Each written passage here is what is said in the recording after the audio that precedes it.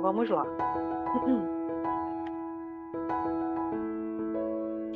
Então, é o seguinte. Vamos pegar aqui, então, o exercício 8, dessa lista 5, 6, né? Da lista de funções, a primeira lista que a gente viu sobre funções. Então, eu disse, deixa eu apagar isso aqui, que é outra coisa. Então, e depois vejam os vídeos que eu postei hoje, tá? Que eu postei 2 vídeos lá com exercícios que eu tinha avisado que ia fazer os vídeos e acabei não tendo tempo de fazer, aí eu fiz hoje. Então, exercício 7 e 4 dessa mesma lista.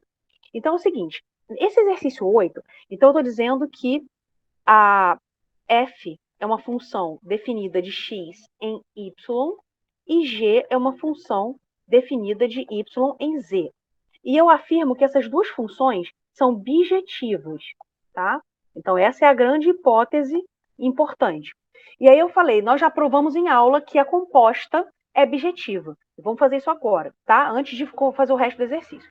Então, primeiro, sobre a composição de funções. A primeira coisa que você tem que ter em mente é essa relação aqui. Você tem que ter lá, saber que você tá... Vou fazer um diagramazinho só para vocês visualizarem melhor, tá? Então, aqui você tem o conjunto x, o conjunto y e o conjunto z. Então, a função f, ela vai de x em y, ela faz isso aqui. Essa é a função f. E a função g vai de y em z. Né? Então, como é que você monta a composta? A composta é uma função que vai utilizar f e g, e você precisa de algumas coisas importantes. Para você montar a composição, você quer pegar um xzinho aqui, no conjunto x, esse x ele vai virar um y aqui. Esse y vai ser f de x. Então, a g tem que ter acesso a esse f de x. Ou seja, para todos os carinhas que você pegar da forma f de x, esse f de x tem que pertencer ao domínio de g. Do jeito que eu desenhei aqui, já está ok. Realmente, a f de x já vai fazer, a imagem dela vai ser um subconjunto desse y. Tá? Então, até vou pintar aqui, ó. Naturalmente, do jeito que eu estabeleci as coisas, no meu desenho e na minha estrutura aqui, f de x em y, g de y em z, a f de x, a imagem do conjunto x pela f, já é um subconjunto de y, naturalmente, tá? É que, em geral, se você pega só as leis de formação da função, às vezes tem muito exercício assim que você deve ter feito em Fundamentos 1 e tal, você via muito exercício em que você tinha que verificar se a imagem da f realmente estava contida no domínio da g. Aqui já é natural isso, tá? Então não preciso me preocupar com isso, vocês não têm que se preocupar. Ambas são bijetivas, tá? Então eu vou até desenhar aqui, mas não precisava ser. Para você montar a composta, você não precisa ter isso. Você pode ter uma função injetiva e a outra não, pode nenhuma das duas ser injetiva, ou as duas sendo sobrejetivas e nem não são injetivas, enfim, você pode ter de tudo, tá? E aí, para você montar a composição, então você tem que pegar um xzinho daqui, esse xzinho, ficou muita informação aqui, né? Tudo pintado aqui, deixa eu apagar aqui. Então, esse xzinho é levado num f, deixa eu pegar aqui outra cor, num f de x, e esse f de x vai ser um y que vai ser levado por g para z, vai ser levado em outro elemento. Então, isso vai virar um zzinho, que é, na verdade, g de f de x. Pronto. Então, a sua função composta, ela é definida assim. A composta é sempre uma função cujo domínio é o domínio da f, é o domínio da primeira, e o contradomínio é o contradomínio da segunda, tá? No caso aqui é z, não é y, tá? Eu ia fazer y, não é y. Então, é de x em z. E aí, essa função composta, então, ela é definida como sendo x elevado em h de x. E quem é h de x? Ela sempre vai ser g de f de x. Isso é a composta G, a gente denota a composta assim, G bolinha F, tá? G bolinha F. Então, essa bolinha, porque eu tô fazendo nessa ordem. Eu poderia compor F com G, né? Aquela história de Fogg e Goff, que você viu no ensino médio, né? Aqui, no caso, eu não posso. Porque para você montar uma composta F composta com G, você precisaria ter o contrário. O domínio da F sendo Z, tá? Então, ou você né, não tem como você fazer F composta com G. Ó, aqui, F composta com G, você precisaria ter o seguinte, pegar um elemento de... Vamos testar aqui, né? Então, aqui, o G, ele pega elementos onde? No domínio dele. O domínio dele é Y. Então, o G, faz as coisas sempre nessa direção aqui. Então, aqui é Y, aqui é Z. Tá? Então, a G, ela pega um carinha daqui e leva lá em G de Y, que é um Zzinho do conjuntão Z. Para você poder fazer a composta F com G, a F teria que ter o domínio, teria que conter esse Z aqui, mas a F, o domínio dela é outra coisa completamente diferente. É esse X aqui, não tem nada a ver com Z. Porque a F teria que ser capaz de fazer alguma coisa sobre esse Zzinho aqui. Então, significa que o X, para isso ser possível, o X deveria ser... Alguém está tentando entrar? Deveria ser subconjunto de Z. Tá? Aliás, não, ao contrário. O Z deveria ser subconjunto de X. Não é o que a gente tem aqui. Tá? A gente, a princípio, não tem nada a ver. O Z teria que ser subconjunto de X. Porque a imagem desse carinha aqui, que está dentro do Z, tem que ser subconjunto do domínio da próxima função, que no caso seria F. Então, não dá para montar a composta nessa ordem. Tá? Só para reforçar essa coisa que você não pode, só porque você fazer a composta G composta com F, não necessariamente você vai conseguir fazer a composta F com G, tá? Então, aquela história de Fogg e Goff, nem sempre você consegue fazer, tá? Isso é uma discussão que é muito delicada. Então, por isso que você não tem isso no ensino médio. O professor fala muito rapidamente, você se concentra mais em substituir uma expressão no X da outra, essas coisas assim. Aqui, a gente está preocupado mais com esses aspectos teóricos envolvendo teoria de conjuntos, tá? Bom, então, esse papinho inicial foi só um papo geral sobre composição de funções, tá? Como é que você monta a composição de funções. Agora, eu tenho a minha hipótese lá, que essas duas funções, f e g, são bijetivas. Eu quero provar, então, que primeiro, antes de provar o que o exercício pede, eu vou provar que a composta é uma bijeção. Então, é muito importante, tá? Essa afirmação aqui. Eu vou provar que se f de x em y e g de y em z são bijetivas, então a composta, que é a única que eu posso fazer aqui, que é g composta com f, que vai de x em z, é bijetiva. Tá? Para que isso? Bom, isso é muito importante por várias aplicações, mas aqui nesse exercício, eu vou precisar desse fato porque eu vou precisar da inversa. E a função inversa, vocês devem ter lido lá no material, só existe quando a função é bijetiva. Você não pode considerar a inversa quando a função não é bijetiva. Não existe inversa, tá? Ela só é invertível quando ela é bijetiva. Então, para você ter a inversa da composta, ela precisa ser bijetiva para a gente começar. Por isso que eu estou pedindo, eu afirmo isso num exercício. Então, eu afirmei isso antes de fazer o exercício, vamos provar isso. Bom, para ela ser bijetiva, ela precisa ser o quê? Injetiva e sobrejetiva, certo? Então, vamos mostrar primeiro que G composta com F é injetiva. Certo? Para ela ser injetiva, eu vou mostrar assim, da seguinte forma. Eu vou tomar dois xzinhos diferentes no domínio X, que é o domínio da composta, tá? No conjunto X. Então, eu vou pegar dois carinhas diferentes, x1 diferente de x2. São elementos do conjunto X, tá? E eu vou mostrar que a composta, essa G composta com F, aplicada em x1 é diferente dela aplicada em x2, tá? Então, sejam esses dois caras diferentes. E aí eu vou fazer, então, o que seria G de F de x1? Isso aqui, aplicado em x1, seria G de F de x1. Certo? Só que, antes de aplicar, de me preocupar com a G da F de x1, vamos analisar um pouquinho o que seria a F de x1, tá? Além disso, eu tenho isso aqui também. E, se eu aplicar, vou fazer a mesma coisa com x2, tá? Então, G, se eu aplicar G composta com F em X2, isso é a mesma coisa, por definição, que G de F de X2. Tá? Mas, então, vamos ver o que acontece com F de X1 e F de X2.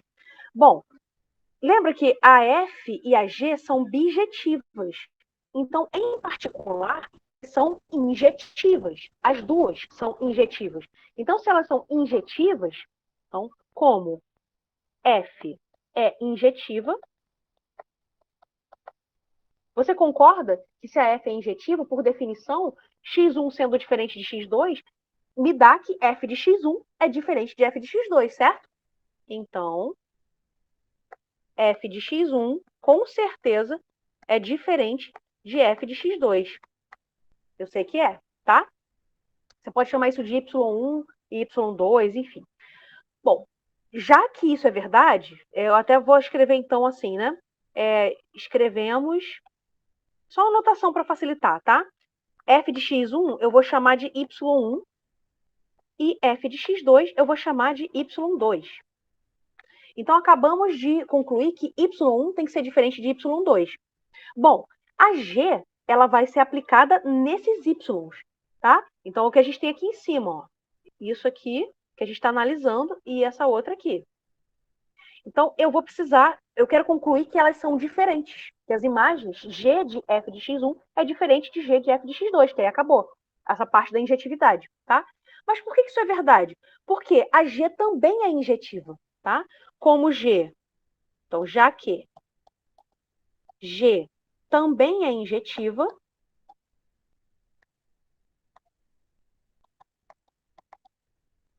temos que a G de y1 é diferente de G de y2. Mas veja que a G de y1 é a G de F de x1. E G de y2 é G, aqui não vai caber, né? G de F de x2. Acabei de mostrar que G de F de x1 é diferente, aqui, de G de F de x2. Ou seja, então, a composta, concluindo, a composta G com F aplicada em x1 é diferente de G composta com F aplicada em x2. Então, para 2x diferentes, as imagens são diferentes, isso significa que a composta é injetiva. Acabou, tá?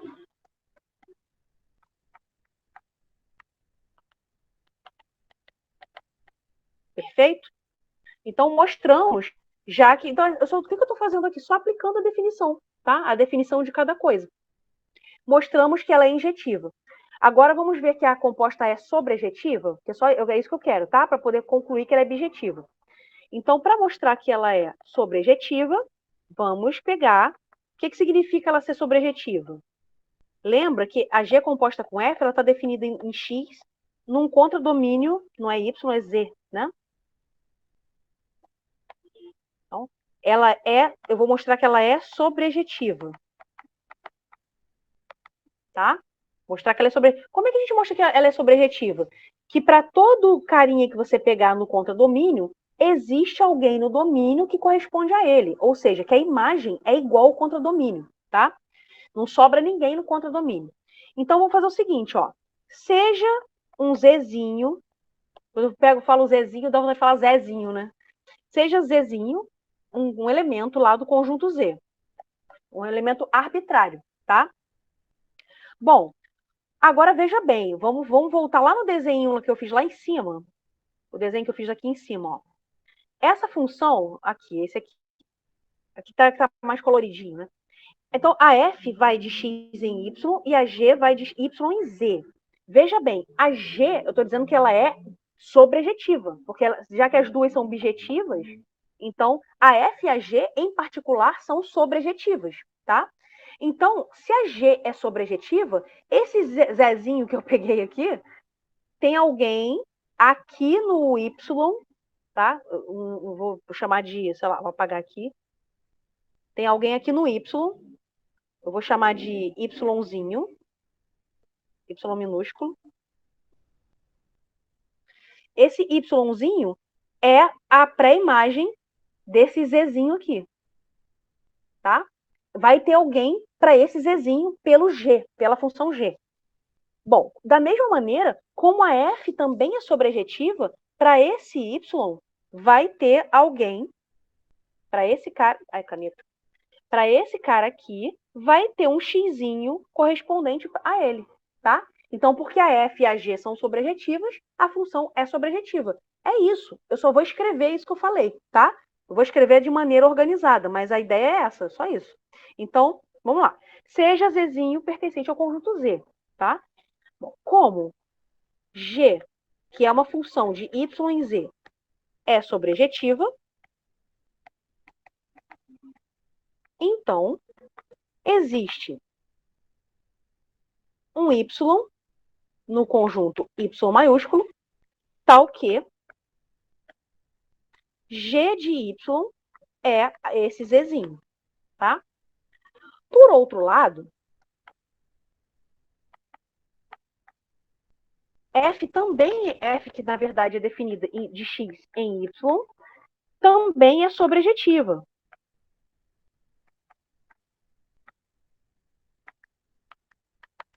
A minha letra também não ajuda muito, é meio de médico, né? Mas, enfim, vocês estão entendendo, né? Então, a F também é sobrejetiva. E por isso, portanto, para esse Y que eu achei, vai existir um xzinho, né? Lembra que é o desenho lá que eu fiz? Lá em cima, ó. Então, lá. Então, para esse Y, tem um xzinho correspondente a ele, tá? Então, vamos lá, voltar aqui embaixo. Então, portanto, existe X pertencente ao domínio da F, tal que F de xzinho é esse Y, tá? Então, veja, quando eu fizer a composição, o X é elevado no Y e o Y é elevado no Zzinho. Então, concluímos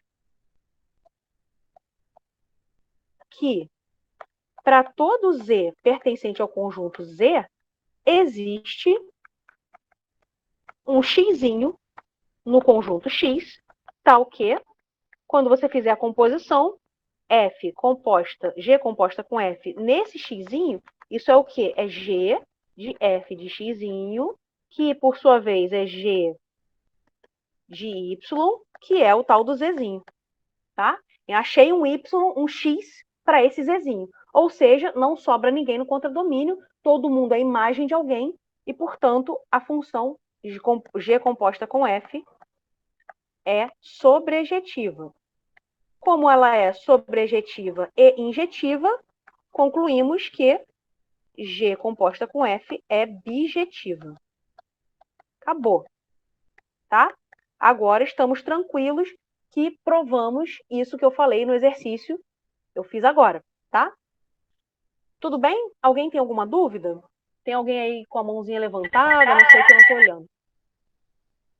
Microfonia. Deu uma microfonia aí. Eu ouvi minha própria voz e uns chiados. Mas pode falar. Quem quiser falar, pode falar. Tudo certo? Então tá bom.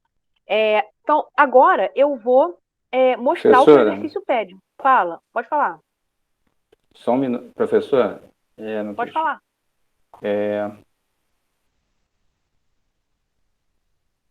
Tá me ouvindo? Agora tô. Dá para voltar um pouquinho aí? Vai subindo, vai. Aqui, aí, ponto, para aí no 2, isso. Aqui tá falando aqui, ó. Seja Zzinho pertencente ao conjunto Z, como, aqui o que está escrito? É a G que está definida de Y em Z, é sobrejetiva, tá? Então, como essa função, eu só coloquei para destacar quem é o domínio e quem é o contradomínio dela, tá? Então, a G, dois pontinhos, de Y em Z, essa é uma função que é sobrejetiva. Então, existe Yzinho no Y, tal que G de Y é esse Zzinho. Uhum. Tá? Aí eu tenho que agora achar um correspondente para esse Y através da F. E como a F também é sobrejetiva, vai acontecer a mesma coisa. Tá perfeito. É que ali quando passou eu não estava entendendo Eu não a acompanho o letra, que né? estava escrito ali, o G, dois Aham. pontos ali. Então tá, Tudo bem. É beleza. só Então a tá definição, esquecido. porque normalmente a função, a gente não é só a letra da função, nem é só a lei de formação dela. Ela precisa do domínio e do contradomínio para você descrever a função, tá? Por isso Tá que eu bom, escrevo assim. Beleza? obrigado. Nada. Muito bem. Então, agora, sabendo que ela é objetiva, que é o que o exercício diz que já foi provado, acabamos de provar aqui. Agora, sabendo que ela é objetiva, então ela tem uma inversa. Toda função objetiva tem inversa. Lembrando o que é inversa, que vocês devem ter olhado lá no material. Então, uma função, vamos supor lá, é definida de um conjunto A para um conjunto B. Se você sabe que essa função, vou chamar de f, em geral, tá? Se você sabe que ela é bijetiva, então, vamos lá, por que precisa disso? Quando você pegar x1 diferente de x2, você sabe que isso vai gerar y1 e y2 diferentes. Então, esse x1 elevado em y1, por exemplo, e x2 elevado no y2. Então, você sabe que eles são diferentes também, porque o x1 e o x2 é diferente e a função é injetiva. Outra coisa, assim, aí o que acontece? Você sabe que essa função também ela é sobrejetiva. Então não sobra ninguém. Todo mundo que está aqui está casado com alguém do outro lado. Corresponde a alguém do A. Por que isso é importante? Porque para você definir a função inversa. Então o que faz a função inversa? A função inversa ela vai fazer o caminho inverso, é o que diz aqui. Então primeiro você vai ter que o domínio da função inversa vai ser o B e o contradomínio vai ser o A. Para a função inversa ser uma função, você tem que todo mundo daqui ter uma resposta do A. E a resposta tem que ter vindo da F. Por isso, ela tem que ser sobrejetiva, porque ela tem que ter para todos os carinhas daqui, tem que ter um xizinho daqui correspondente, tá? Então, não pode sobrar ninguém. Lembra que isso é um dos requisitos para ela ser uma função. Então, você não pode sobrar ninguém no domínio dela. Só que o domínio da função está em vermelho, que é a inversa, agora é o contradomínio da F, tá? E, além disso, para ser uma função, você não pode ter, por exemplo, não poderia ter o y1 correspondendo a dois caras do outro lado. Ele não pode ser infiel, lembra dessa analogia? O y1 não pode ter correspondência, por exemplo, ele não poderia estar relacionado com x1 e x2. Você não poderia ter x2 e x1 indo para ele. Por quê? Na hora de você montar a inversa, a y1 não pode ir para 2. Tem que ser um só, tá? Por isso que a injetividade agora é importante. Então, a função f tem que ser injetiva e sobrejetiva. E aí, como consequência, a inversa também é bijetiva, tá? Isso é consequência natural da função f ser bijetiva. Vocês podem provar isso como exercício, tá? F-1 é bijetiva, eu ia repetir aqui. Prove isso, tá? É só um exercício exercício básico, tá? Prove que ela é bijetiva, que ela é sobrejetiva e que ela é injetiva. Porque a função f tem que ser, ela é bijetiva. Então, se a função f é bijetiva, a inversa existe e automaticamente já é bijetiva para todas as f's que são bijetivas, tá? Então, prove isso aí como exercício depois, tá? Não vou fazer aqui não sei que vocês tenham dificuldade, mas tentem fazer sozinhos primeiro. Bom, dado que você entendeu isso, agora eu peço para provar, agora o exercício começou. O exercício 8 pede para provar que a inversa da composta, então exercício 8, eu peço para provar que a inversa da composta G com F menos 1, então a inversa da composta G com F, é, na verdade, a composta das inversas, só que com a ordem trocada. Vamos ver que isso faz sentido? Não é provar ainda. A gente vai provar, daqui a pouco é rapidinho, você vai ver que não é nada demais. Mas é muita coisa que está escrita. Então, às vezes, eu sei que vocês ficam um pouco assustados, tá? Mas não precisa ter medo. É só matemática. Matemática, as pessoas não deveriam ter medo de matemática, porque é uma coisa que é criada pelo ser humano. Na matemática, você é uma criação humana, todo mundo tem direito a aprender matemática. Ela não poderia ser tão difícil assim, né? É porque a maneira como ela é apresentada na escola fica tão sem sentido que as pessoas ficam com medo, né? Mas não deveria ter. E quanto mais, claro, ela pode ficar muito difícil, né? Ela pode ficar, as ideias matemáticas podem ficar muito difíceis. Mas, assim, até um certo ponto, isso tudo é acessível a todo mundo, tá? Só você tem que ter paciência e estudar, né? Claro. Então, vamos voltar aqui. Eu preciso só visualizar. Vamos só visualizar. Eu tenho o seguinte, ó. Vamos fazer de novo a composição. Então, aqui, eu tenho a composta vai ser de x em y e de y em z, tá?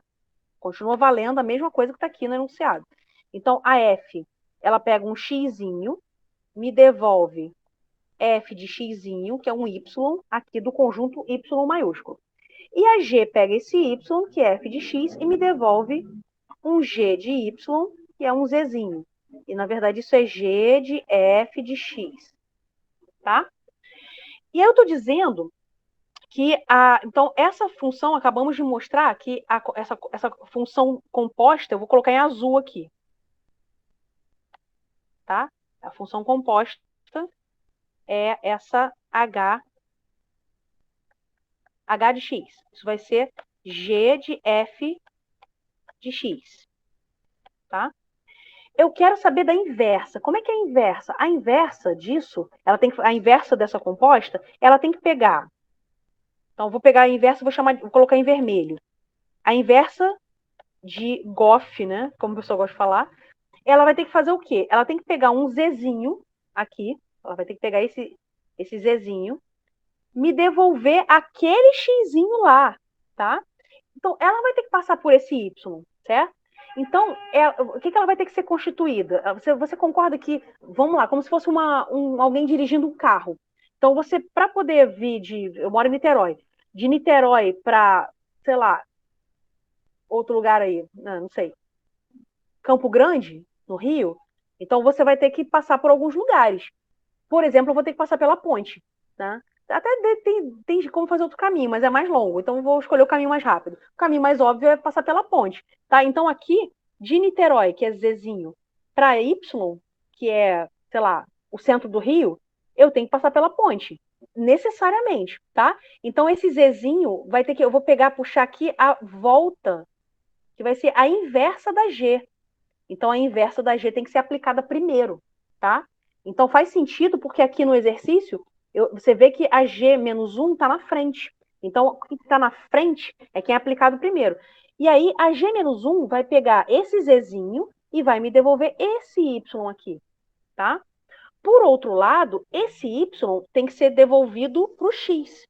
Só que quem é que vai fazer esse caminho contrário? Aí é tipo, eu falei que estava indo do Rio, daqui para Campo Grande. Aí do centro do Rio, eu vou para Campo Grande de volta. Então, Campo Grande, que é lá na Zona Oeste. Então, eu vou pegar esse cara aqui e vou ter que voltar pelo mesmo caminho, tá? Imagina que alguém veio de Campo Grande para Niterói e fez esse caminho. Pegou, sei lá, Campo Grande para o centro do Rio, pela Avenida Brasil, etc. e tal, e do centro do Rio para Niterói, pela ponte, tá? É a mesma, eu vou fazer o caminho contrário ao caminho que eu sei. É isso que a função composta faz, é a sua inversa, tá? Então, para eu fazer esse caminho, eu tenho que pegar esse que eu colocando em vermelho, são as inversas. Eu tenho que usar a inversa da F. Por isso que a F também tem que ser objetiva, tem que ter uma inversa. E a ordem tem que ser essa, tá? Então, primeiro eu peguei a G menos 1 e depois a F menos 1. Então, eu faço a composta F menos 1 com G menos 1, tá? Faz sentido. Eu fiz esse diagrama aqui, colorido, para fazer sentido o que a gente vai provar, para não ficar só, tipo, álgebra, tá? Então, esse diagrama é só para ajudar você a visualizar isso. Não é prova em si, é só um diagrama para visualização, tá bom? Então, agora vamos provar. Como é que a gente vai provar? Então, eu acabei escrevendo aqui, não escrevi aqui, né? Então, eu vou provar que essa composta, que está em vermelho, é, na verdade, nada menos do que a F menos 1, composta com G menos 1, tá? Bom, quando é que Então, veja bem, isso é uma coisa que parece simples. Eu estou querendo provar que duas funções são iguais. Mas ela é simples, mas tem umas coisas básicas importantes que às vezes as pessoas esquecem. Vocês não podem esquecer. Duas funções são iguais quando? Então, vamos lá, em geral, tá? Em geral. Eu tenho lá, apaga isso aqui por enquanto, vamos dar uma pausa, intervalo. E quando é que duas funções são iguais?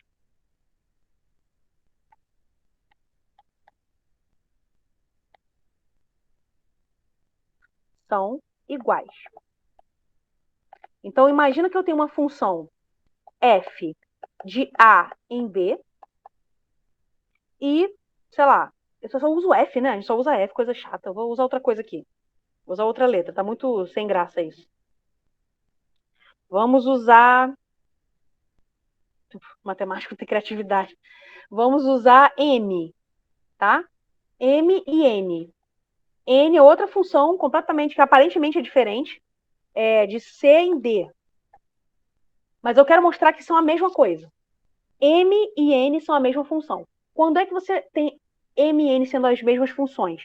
Bom, elas são iguais, então não é só a M de X é igual a N de X, não. Eu tenho que ter o mesmo domínio, o mesmo contradomínio. Então, primeiro, eu tenho que ter A tem que ser igual a C, que os domínios têm que ser iguais, e B tem que ser igual a D, para começar.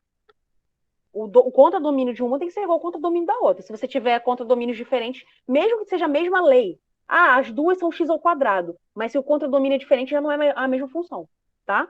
Tem que ter o mesmo contradomínio. E aí vai ter que ter a mesma imagem também, claro.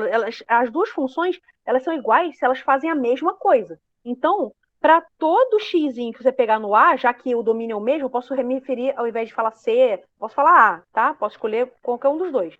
Para todo x que você pegar em A, m de x tem que ser igual a n de x. Então, as imagens têm que ser exatamente as mesmas em todos os elementos do domínio. E aí, como consequência, o conjunto imagem vai ser o mesmo, no contradomínio lá que você escolheu, tá?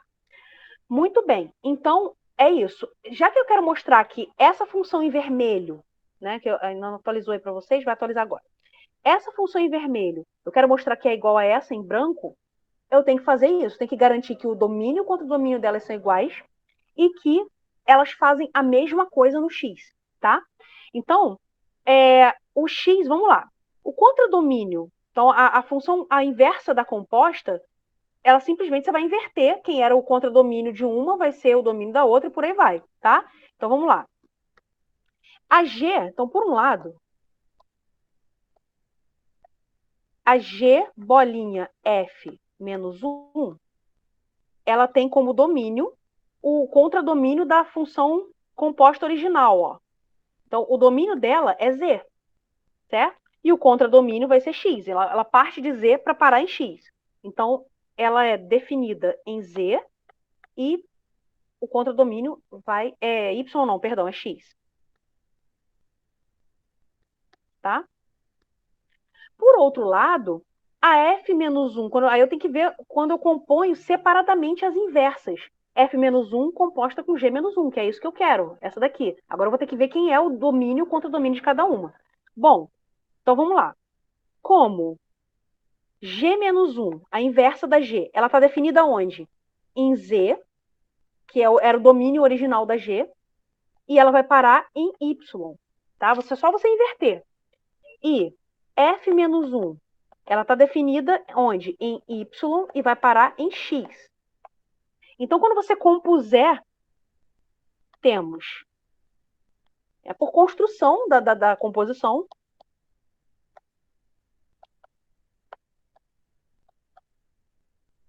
composição, isso eu estou sendo bem detalhada, tá? Da composição. Como é que é a composição que eu quero mesmo? É F menos 1, bolinha, G menos 1. Agora pensa assim, ó. Lembra, sempre o domínio da composta é o domínio dessa primeira aqui, tá? O domínio da primeira é Z. Então, eu estou escrevendo demais, né? Muito rápido, peraí. Temos, por construção dessa composição, que seu domínio é o domínio da primeira, então vai ser o domínio de G menos 1, vai ser Z, e seu contradomínio é o contradomínio da última, da segunda, que é F menos 1. X. Ora, então, o domínio é o mesmo dessa daqui e o contradomínio também. Então, a primeira parte aqui, ó, esse izinho, já foi satisfeito. Agora, a gente vai ter que verificar a segunda parte. Para todo xzinho que você tomar no domínio, eles têm a mesma imagem, tá? Então, é isso. Então, vamos lá. Se eu fizer G, então, agora, vejamos que para todo xzinho, agora não é xzinho, né? É zzinho, porque o domínio é z, tá? Então, para todo zzinho que eu tomar no conjuntão z, temos que G composta com F inversa do zzinho é igual a você pegar a F menos 1 composta com G menos 1 e aplicar no mesmo Zzinho, tá? Então, as imagens dessas funções são iguais, tá bom? Bom, então é o seguinte, eu tenho, é que assim, o que eu quero escrever com letras grandes, aí fica acabou não cabendo numa linha só, tá? Mas eu vou fazer o seguinte, vamos fazer então, verificar como é que é o elemento G composta com F menos 1, né? Aplicado em Z. Eu estou supondo que esse Zzinho, ele veio de algum lugar lá, tá? Então vou calcular lá quem é o X que corresponde. Então temos o seguinte. Professora, o que Oi. é aquele azinho de cabeça para baixo mesmo? Que eu esqueci. É para todo. Esse Azinho de cabeça para baixo, quer dizer, para todo Z. Então, qualquer um que eu pegar no conjunto vai satisfazer isso que eu estou falando. Tá? Tá bom. A gente vai trabalhar melhor esse para todo mais adiante, assim, daqui a umas 2 semanas, a gente vai começar a mexer com lógica e aí a gente vai ver esse para todo com mais firmeza, que é um quantificador, tá? É um quantificador lógico, quer dizer, para todo elemento isso acontece, tá? Então, eu vou fazer o seguinte. Então, eu tenho o seguinte, que se eu pegar G composta com F e aplicar a inversa, né? E aplicar em Z, isso vai dar, como essa função é objetiva, isso vai ter um carinha lá do X, tá? Esse é um carinha do X. Como é que esse carinha, ele foi tomado assim, ele foi construído como? Ele é o cara, então, onde esse X, ele não é qualquer coisa. Vamos voltar lá no diagrama lá em cima? Ele é aqui, lá em cima, aqui. Então, esse Zzinho que eu tô pegando, um Z qualquer, ele veio de um caminho específico. Lembra da metáfora que eu fiz lá, da analogia com Campo Grande, centro do Rio e Niterói? Então, esse Zzinho, eu passei pelo Y e ele veio de um X, tá? Então, é esse X que eu tô pegando. É o X que corresponde a esse Z. Então, ele é assim, ele é tal que... Eu estou explicando bem detalhado mesmo para você não ter mais... Você sempre vai saber que você viu isso em algum lugar. Então, onde esse X, ele é assim, ele é tal que ele pertence ao conjunto X. Ele é tal que, quando você faz f de x, isso dá um y, e esse g de y é o cara que é levado em z, tá? Então, vamos guardar isso. Eu estou dando nome para cada um desses caras. Então, o x que eu estou pegando é o x que corresponde a um y, que corresponde a esse z. Por isso que quando eu peguei o z, eu fui levada de volta para esse xzinho. Eu quero agora aplicar essa outra função aqui no mesmo z e obter o mesmo xzinho, tá? Então, veja que... Vamos lá.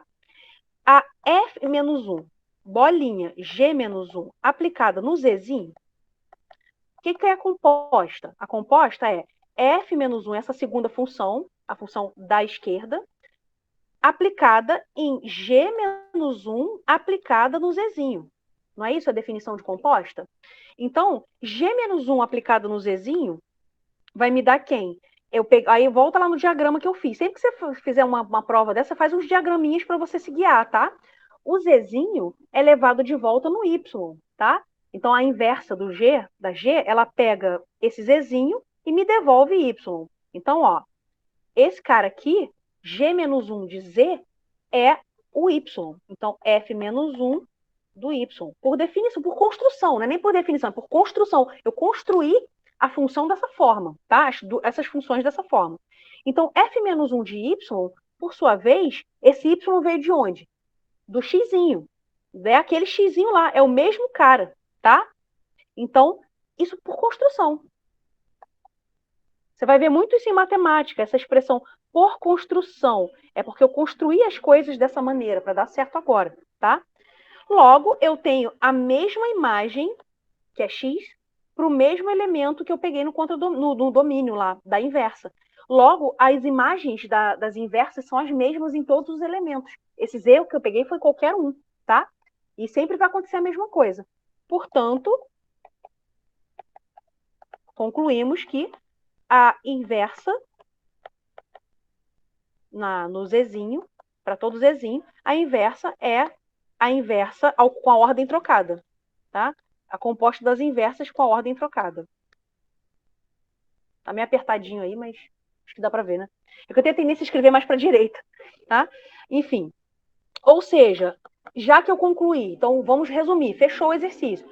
Tem o mesmo domínio, tem o mesmo contradomínio, e as imagens são as mesmas para todo elemento que você toma no domínio, logo, a composta, a inversa da composta é a composta das inversas na ordem trocada. Que era o que eu queria provar. Acabou. Ok? CQD. É grande? É, tinha bastante coisa. Assim, eu não esperava que vocês fizessem esse exercício, por isso que eu nem pedi para ninguém fazer. Porque você precisa de todas essas informações, tá? Esses detalhes. Não, assim, não quer dizer que vocês não fossem capazes, mas é muita coisa que você tem que conjugar para você ter ele bem explicadinho, tá? Então, esse exercício, normalmente, quando o curso está sendo presencial, essa parte da bijeção eu faço em sala, e essa outra, eu falo essas coisas anteriormente, que duas funções são iguais quando o domínio é igual, o contradomínio é igual e a imagem é igual. Então, para você só finalizar o exercício, o aluno normalmente só finaliza, tá? Só faz essa parte final aqui, que é verificar o domínio, contradomínio e as imagens, tá? Então, assim, agora, como a gente não está tendo curso presencialmente, vocês têm que se virar de ler sozinhos e tal. Esse exercício eu não cobrei de vocês porque eu sabia que eu ia dar uma aula sobre isso, tá? Basicamente, quase metade do tempo da aula foi sobre um exercício só, tá bom? Alguém não entendeu? Alguém gostaria que eu voltasse, que eu explicasse de novo alguma parte? É que é bastante coisa, tá? Não fica assim assustado. Ah, meu Deus, é porque realmente é bastante coisa. É metade de uma aula, tá? Então, assim, depois reveja, se você tiver, assista novamente essa gravação da gente fazendo, e aí você pausa e tal, mas se você quiser, posso explicar alguma coisa novamente agora, não tem problema, tá? Mas se alguém quiser perguntar, se não quiser ninguém falar nada, eu vou para a lista extra, que é da nossa tarefa. Beleza? Eu só queria comentar esse exercício, comentar não, fazer mesmo, completo, com tudo que tem direito, tá? Com todas as introduções, apresentações, e é isso.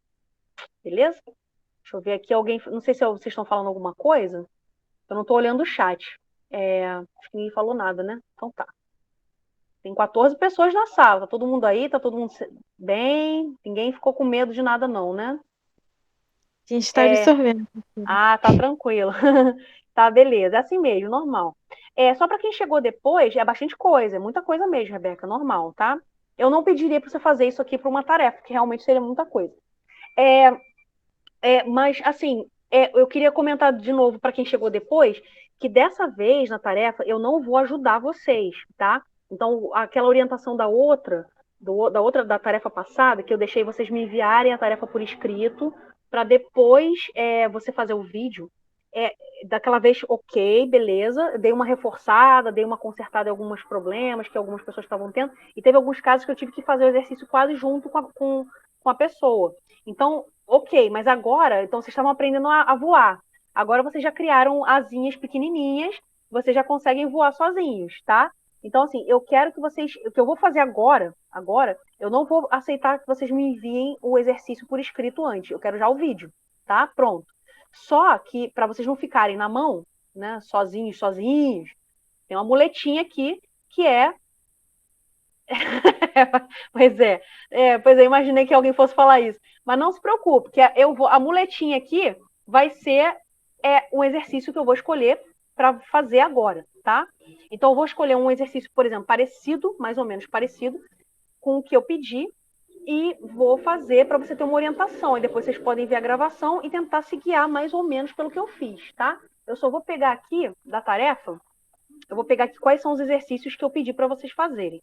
Então, eu sei que eu pedi, deixa eu abrir aqui na nossa sala, eu pedi acho que o exercício 1C e 1E, ou 1F.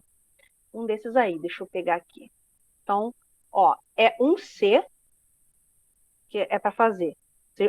Tem um grupo de pessoas aqui que vai fazer o exercício 1C dessa lista, outro grupo vai fazer 1F, outro vai fazer 3E, e o outro... Ah, não, peraí, cadê? E o último exercício é o 5A, tá? Então, eu vou mostrar, eu vou fazer um de cada tipo, não vou fazer esse, vou fazer parecido, e aí depois você vai se guiar para você voar tranquilo, tá? Você não vai cair, se você fizer o tipo de coisa que eu vou fazer aqui. Então, No máximo vai dar umas turbulências, mas não vai cair. Então é o seguinte, ó. Vamos começar pelo número 1, tá? Dessa lista extra de funções. Então, o número 1 é para você verificar se a função é injetiva, sobrejetiva e objetiva, né? Em cada uma delas, como era no outro exercício da lista 5, 6. Então, vamos fazer a letra A, porque eu pedi para fazer a letra C e a letra F, tá? Vamos fazer a letra A e depois eu faço outra, assim, sei lá, depois a letra D, tá? Então, eu vou fazer a número 1A. A número 1A, porque ela também ela tem uma definição parecida com a da letra C. É que a letra C tem mais coisas, mas o processo não é diferente, tá? Claro que a resposta pode ser diferente. Pode ser que ela seja objetiva, por exemplo, e a outra não. Aí cada um vai ser. Então vamos ver. A letra A, então a função ela é definida assim. Ela é uma função, quando não fala nada, você vai pegar o domínio natural dela, tá? Então o domínio natural dessa função, veja que ela é definida assim. Eu só dou a lei de formação dela aqui, que é x ao quadrado se o x é maior ou igual a 3, e ela é x mais 6 se o x é menor que 3, tá? Então, você vê x maior ou igual a 3, x menor que 3. Então, o domínio dela é R. E o contradomínio natural dessa função é R também, tá? Se eu não falei nada, você já pode pegar o conjunto que é naturalmente esperado que seja o domínio e o conjunto naturalmente esperado que seja o contradomínio, tá? Alguém quer falar alguma coisa? Eu ouvi um microfone abrindo aí? Não? Então tá bom. Então vamos fazer o seguinte, como é que eu vou saber se essa função é injetiva ou não? De cara, é meio enrolado adivinhar. Eu vou fazer o gráfico, já que é uma função real, eu posso fazer o gráfico, tá? Toda função que tem como você fazer gráfico, faça, tá? Não deixe de fazer. Na letra C e na letra F, é isso que eu espero de você. Faça o gráfico. E na letra F tem uma dica para alguns de vocês. A letra C são expressões, funções afins e expressão polinomial em geral, né? Ela é partida, mas ela é bem tranquila, cada um. A letra F é um polinômio. O que eu fiz foi escrever ele fatorado, para você saber já quais são as raízes. Se eu fosse mazinha, ruinzinha, eu tinha escrito polinômio de grau 3 para você se virar, fatorar, usa aí Biot-Ruffini, um negócio aí que você quiser. Se vira aí com gráfico. Mas eu não fiz isso, eu já deixei ele fatorado para você ver quais são as raízes, para onde é que vai, tá? E para você poder desenhar um gráfico legal, tá bom? É isso. Então é o seguinte, vamos voltar aqui para a letra A. Então, nessa letra A, eu tenho aqui uma parte dela se comporta como um polinômio de grau 2 e quando o x é maior ou igual a 3, vamos fazer assim, 1, 2, 3, vamos supor que o 3 seja aqui. E antes disso, ela se comporta como uma função afim, tá? É um polinômio de grau 1. Então, é o seguinte, x mais 6 é uma função crescente. Vamos começar com x menor que 3, né? É uma função crescente.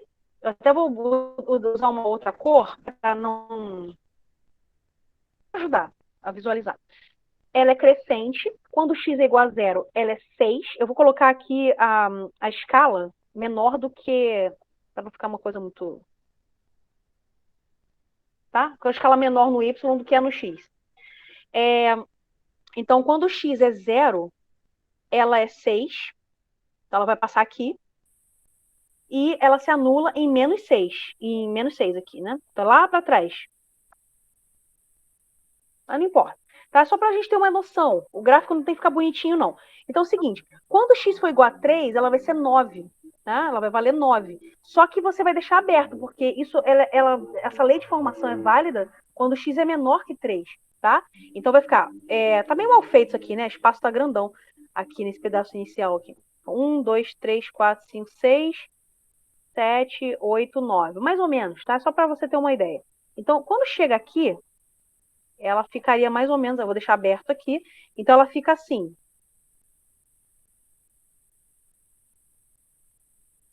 Aí o 0 vai ser lá para trás, tá? Eu apelei aqui, ó. Só para poder ficou meio curvo, né? Mas enfim, é só um esboço, tá? Para você ter uma noção. Ficou meio feio isso aqui. Deixa eu diminuir. Diminuir não. Vou colocar mais retinho. Eu quero que ela corte, mas não vai dar para cortar na escala que eu fiz aqui, ficou muito grande. Bom, ok.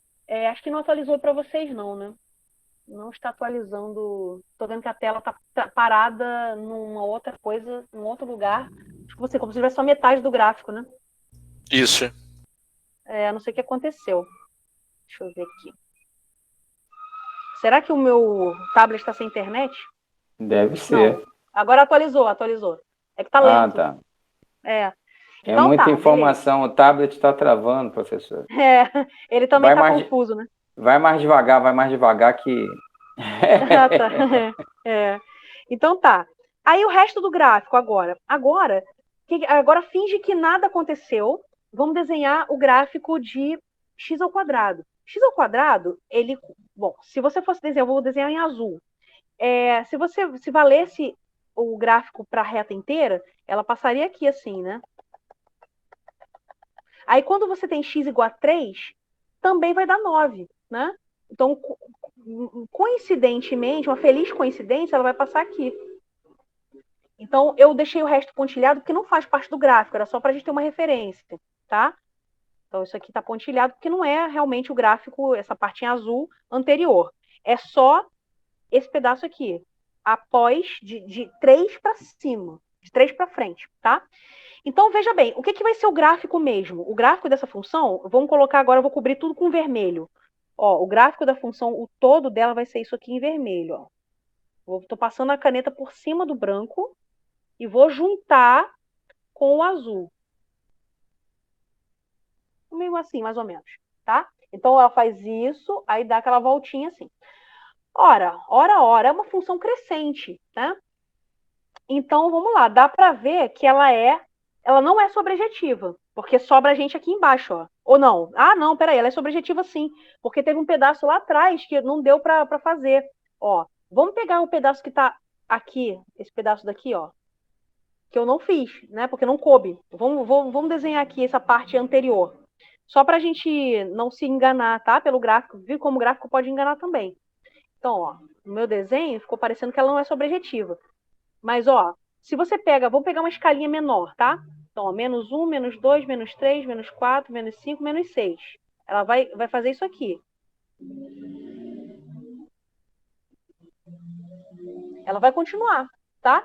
Se você pegar o limite dessa função, desse pedaço da função de x mais 6, quando x tende a menos infinito, isso vai dar menos infinito. Então, ela vai pegar todos os números reais negativos que você quiser. E a parte da parábola, ela vai crescer para sempre também. Ela vai fazer isso aqui. Não é bem assim, né? Esse desenho que eu fiz ficou meio mal feito. Mas ela vai dar aquela crescida para sempre. Quando você pegar o limite de x ao quadrado, quando x tende a mais infinito, isso vai parar lá no mais infinito. Quer dizer é o seguinte, você vai conseguir qualquer número real positivo que você queira. Aí tem uma coisa que eu estou sendo intuitiva, tá? Porque existe um teorema em análise que você vai estudar no futuro, lá em outra disciplina, que se chama teorema do valor intermediário.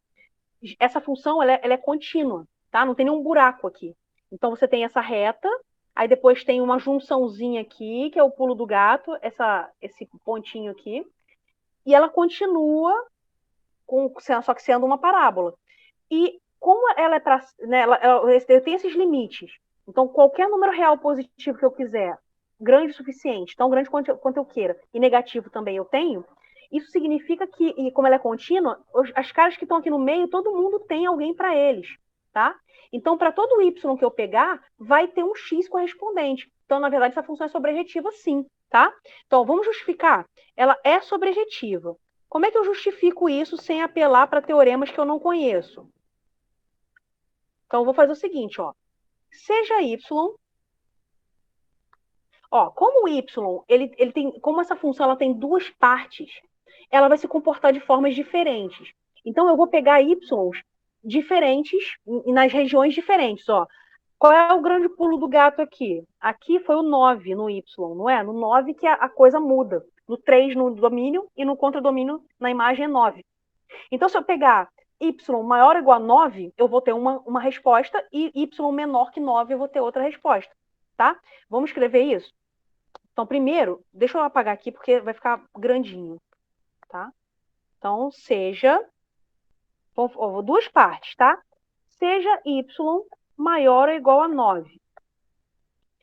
Eu tenho que achar um x que corresponda a ele. Quem é o x? Temos... Aí você iguala, qual é a parte da função que corresponde a y a partir do 9? É o x ao quadrado, tá? Então, eu vou pegar e igualar esse 9 ax ao quadrado. Bom, eu tenho que achar um x para ele. Só que, no caso, esse x é para x maior ou igual a 3. Então, eu vou pegar só a raiz positiva. Então, x igual a 3 corresponde a esta imagem. Isso é para 9. Mas se eu pegar alguma coisa maior que 9, vai acontecer a mesma coisa, tá? Então, se o y, em geral, é maior ou igual a 9, isso aqui foi só um exemplo, tá? Esse 9 não precisa você escrever, não. É só para você saber como você vai fazer com y em qualquer caso. Se o y é maior ou igual a 9, eu tenho um x ao quadrado correspondente a ele, e esse x, ele é maior ou igual a 3. Então, na verdade, basta você pegar a raiz positiva. Se o x for raiz positiva do y, é o x que corresponde a ele, tá? Aliás, não preciso nem desse pois. Basta escrever x maior ou igual a 3.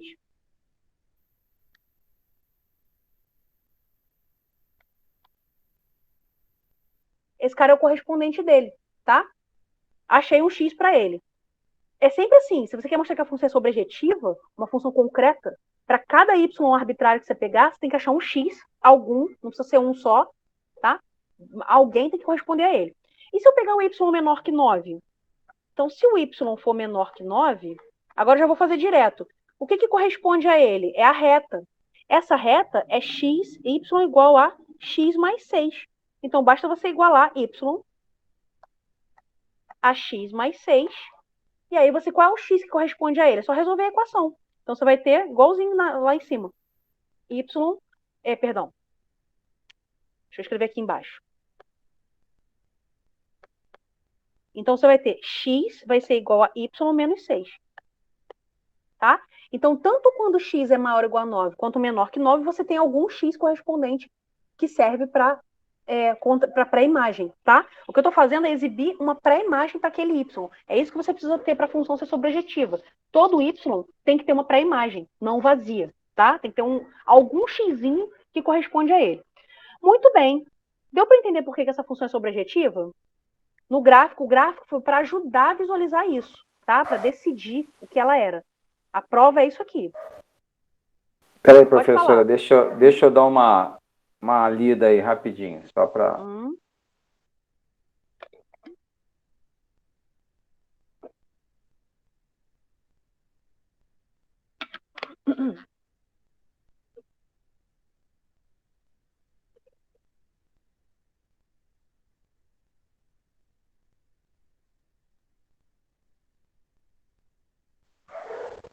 Tá, no caso, a senhora mostra ali que, quer dizer, o valor de y, x igual a raiz de y, né? Eu exibi um x que corresponde àquele y. Isso. E esse x sempre vai estar em função do y, tá? Sim, e depois... É a mesma coisa, só que com y menor que 9. Tá. Eu separei em casos só porque a função também está dividida em casos. Porque, na verdade, só tem um valor lá do domínio correspondente a cada, né? Acaba sendo único, então a gente vai mostrar agora que ela é injetiva. Mas acaba sendo, isso aqui na verdade já meio que mostra, porque esse cara aqui é único e esse outro aqui também é único, tá? A senhora na verdade mostrou o retorno, né? O que eu mostrei é que ela é sobrejetiva, que para todo y você acha um x. Só que eu acabei provando sem querer. Se você quiser, você pode considerar isso também uma prova de que ela é injetiva. Porque para cada y, eu achei um único x. Tá? Então é isso. Okay. Se você quiser, pode considerar já isso como uma prova de que ela também... Então, observe. Agora, a segunda parte. Observe. Aliás, eu vou chamar isso de... Aqui a letra A, que ela é sobrejetiva. Agora, eu vou mostrar que ela é injetiva na letra B. Eu vou escrever isso que eu falei agora, tá? Então... Observe que F também, F é injetiva, pois encontramos no item acima, nesse item A, um único x para cada y. Tá? Como ele é único, você já ganhou nesse exercício aqui, tá? Ganhamos de lambuja que ela é injetiva, tá bom? Outro jeito de fazer, se você quisesse, era pegar x diferentes, né? Aí você teria que pegar em regiões diferentes, aí daria mais trabalho, que teria que separar em casos. Se eu pegar um x aqui, ó, se eu pegar um x1 aqui e um x2 aqui nessa região, eu vou ter que f de x1 vai ser diferente de f de x2, só que as imagens vão ser x1 mais 6 e x2 mais 6. Se eu pegar o x2 aqui, na área da parábola, eu vou ter que mostrar que x1 mais 6 é diferente de x2 ao quadrado. E aí é só porque dá trabalho, tem que fazer conta, tá? Então, assim, aqui nesse caso, fazer a injetividade do jeito, usando a definição dá mais trabalho, não é? Dá para fazer, mas dá muito trabalho. Para fazer mais rápido, basta você olhar o que você já está fazendo na sobrejetividade. Por isso eu comecei por ela, tá? Eu não comecei provando que ela é injetiva. Eu comecei mostrando a parte que parecia que dava mais trabalho. Na verdade, o que eu gastei mais tempo foi desenhando o gráfico, né? Porque verificar que ela é sobrejetiva foi fácil e a injetividade foi consequência do que eu já estava fazendo antes, tá bom? Isso pode acontecer nas outras questões, tá? Acho que vocês vão fazer, beleza? Muito bem. Alguém não entendeu? Ótimo. Então vamos fazer outra. Vamos fazer a letra D. Letra D, que é diferente porque ela tem assíntota, não sei o quê. Todo mundo aí já fez cálculo 1, né? Aqui tem um erro, tá? Essa função ela não está definida em R, ela está definida em R tirando menos 1. Porque a função é x menos 1 dividido por x mais 1, tá? Então só Professora, corrijam aí. Fale. você perguntou do cálculo 1, a gente está no cálculo 1B, que é dividido em 2, não unir. Aham, certo. Então, já fizeram o cálculo 1A. Já sabe o que é derivada, já sabe a aplicação de derivada, né? Aquelas coisas de desenhar gráfico, esboçar o gráfico e tudo. Limite, assíntota horizontal, vertical, essas coisas assim. É só para você ter uma noção de como desenhar o gráfico, tá? Não é para ficar perfeito, não. Então, aqui só corrijam aí no domínio desse exercício que tá faltando essa informação aqui, tá? Então, a função ela é definida como sendo x menos 1 dividido por x mais 1, tá? Vamos desenhar o gráfico dessa função para começar, para a gente poder ter uma noção de como ela funciona, tá? Então, primeira coisa importante que você precisa ver é os zeros da função. Quando é que essa função se anula? Ela se anula em x igual a 1. Beleza. Onde é que o que acontece com ela quando você substitui o zero? F de zero, só para a gente poder também ter uma ideia de quando cruza o eixo y. F de zero vai ser menos 1. Tá? Guardo lá essa informação. Então, são alguns valores, assim, relevantes. Outra, assíntotas.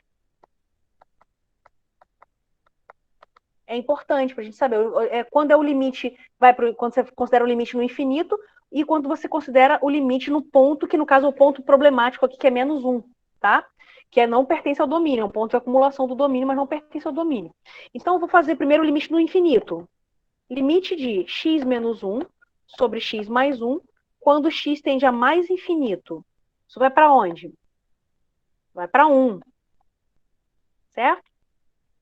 Se alguém tiver dúvida nisso, pergunta Certo. aí. Beleza. E o limite em menos infinito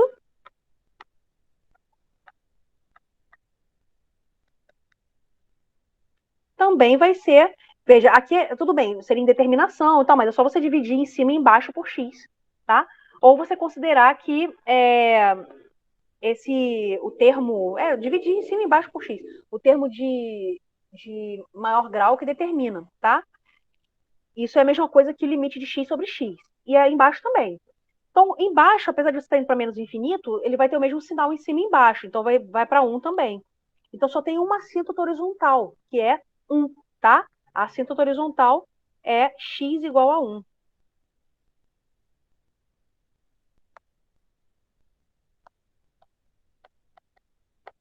Vamos guardar essa informação, tá? Outra coisa, agora para calcular, verificar a assíntota vertical. Eu já sei que provavelmente vai ser o menos 1, tá? Que é o ponto que não está no domínio. Então, vamos calcular o limite em menos 1. Limite de x menos 1 sobre x mais 1, quando x tende a menos 1 pela direita. Pela direita, você está tomando valores maiores que menos 1, lembra? Então, o que vai acontecer? Você, por exemplo, está substituindo lá, ó, na reta, tá aqui está o 0, aqui menos 1, está vindo por aqui. Valores tipo menos 0,9, né? Então, o que vai acontecer? Em cima vai tender a menos 2, e embaixo você vai para 0, só que por valores maiores que 0. Você concorda? Você vai ficar com, por exemplo, menos 0,9 mais 1, por exemplo. Então, é um número que vai diminuindo em valor absoluto, só que ele tende a 0. Então, é 0 mais. Isso a gente diz que é menos infinito. Tudo bem? Só para a gente saber para onde está indo. Então, já dá para a gente esboçar algumas coisas aqui, né? Vamos aproveitar para não perder a informação? Eu vou, ó, aqui é a minha assíntota vertical. Tá? Aqui eu vou desenhar o eixo Y. Aqui está o eixo X. Então, ó, eu estou dizendo que quando eu me aproximo de menos 1 pela direita, a função tende a menos infinito. Ela faz isso aqui. Quando eu me aproximo pela esquerda, o que vai acontecer? Você vai ter limite de x menos 1 sobre x mais 1. Quando x tende a menos 1 pela esquerda, então você vai ter em cima menos 2, e embaixo é como se você tivesse tá vindo por aqui assim, né? Então, você está tomando valores tipo menos 1,1. Então, essa diferença vai ficar menos 1,1 mais 1, vai para 0, só que via 0 menos, valores negativos. Então, você vai para mais infinito, tá? Ou seja, deixa eu fazer o gráfico com uma cor diferente, vou fazer com azul. Antes, deixa eu apagar isso aqui, que está aqui. Apagar isso aqui para não confundir, porque vai ficar muita informação. Já vou também desenhar a assíntota horizontal. A assíntota horizontal, ela é 1, né? Que eu falei. É assim, ó. Tá? Isso aqui. Deixa eu fazer também pontilhado, que senão vai ficar errado.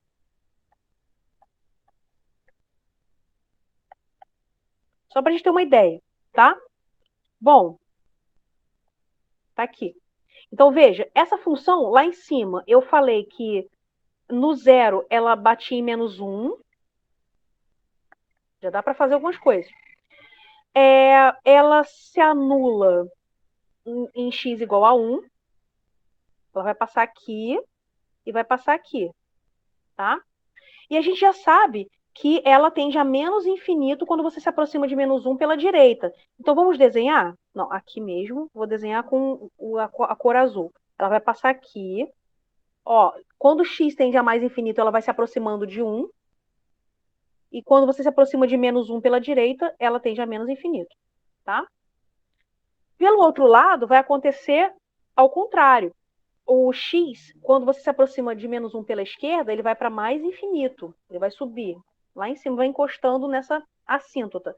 E ela vem por cima, do 1, porque não tem como cruzar, tá? Ela vai fazer isso aqui, ó. Mais ou menos, tá? Ela não vai encostar, não vai cruzar esse... Deixa eu só apagar isso aqui. Eu vou só estender um pouquinho a assíntota, tá? Só tô sendo um pouco mais detalhista. Tá. Entendeu, né? O gráfico é essa parte em azul. Tá? Então, mais ou menos, ela fica assim.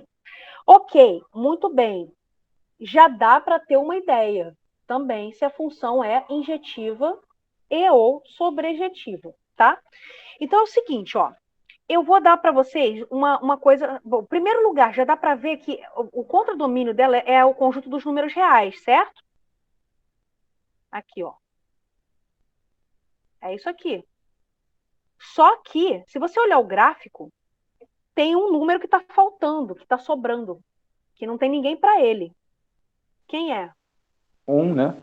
É o número 1, tá? Então, vamos escrever isso? Já dá para ver que ela não é sobrejetiva. Não preciso nem fazer derivada, nem nada, tá? Porque tem funções, por exemplo, quem for fazer a função do polinômio lá embaixo do gráfico, talvez tenha que calcular uma derivada para ver onde ela é crescente, onde é decrescente. Talvez não precise não, tá? Não, mas talvez precise. Então, só para você ficar atento. É que aqui não foi necessário, porque o próprio formato, como tem assíntotas, a concavidade, essas coisas já são meio que dadas, tá? Então, não precisa calcular a derivada para ver se é crescente ou decrescente, porque o fato de ter assíntota já dá isso. Então, vamos lá. Ela não é sobrejetiva.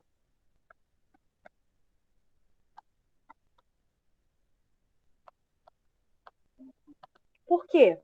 Porque sobrou o número 1. O 1 não tem ninguém para ele. Tá? Como é que eu sei que não tem ninguém para ele? Só pelo gráfico? Então, pertencente ao domínio. Como é que eu sei que não tem ninguém para ele? Você iguala o 1 à expressão e vê que você não vai conseguir. Tá? No caso, 1, tem algum x que x menos 1 sobre x mais 1 dá aquele 1? É isso. Vamos ver? Não vai dar. Ó. Só você fazer a conta aqui. Então vai ficar, vou multiplicar o x mais 1 pelo 1, vai ficar x mais 1 igual a x menos 1. Aí você cancela o x, fica 1 igual a menos 1. Absurdo. Não tem, tá? Então não é sobrejetiva, pois, tá? Para todo x que você pegar no domínio, nunca que 1 vai ser f de x. Acabou. Já mostrei que não é sobrejetivo, tá? Ela é injetiva? Se eu pegar x diferentes, eu vou ter y diferentes? Sim. Né? Se eu pegar x diferentes, eu vou ter y diferentes? Sim. Vamos fazer isso, vamos dividir em duas regiões, porque nas duas regiões tem a região antes de menos 1 e na região depois de menos 1, tá? Então, é bom você dividir quando você tiver o gráfico da função assim, separado em regiões que a gente chama de conexas. Cada composição, cada pedaço desse que está separado pela assíntota vertical é o que a gente chama de componente conexa do domínio. Tá? Esse domínio tem duas componentes conexas. Vocês vão entender isso melhor em introdução à topologia, tá? Introdução à análise real. Por enquanto, só para você saber. No caso, na verdade, o domínio já, por isso que tem que ser definido lá como reais menos 1, né? Mas isso é porque já é pela lei de formação, assim, faltaria definir ele em menos 1, né? Por isso que eu não... Não, porque até uma dúvida que me ocorreu quando eu estava estudando, aí até uma pergunta assim, que vai parecer meio...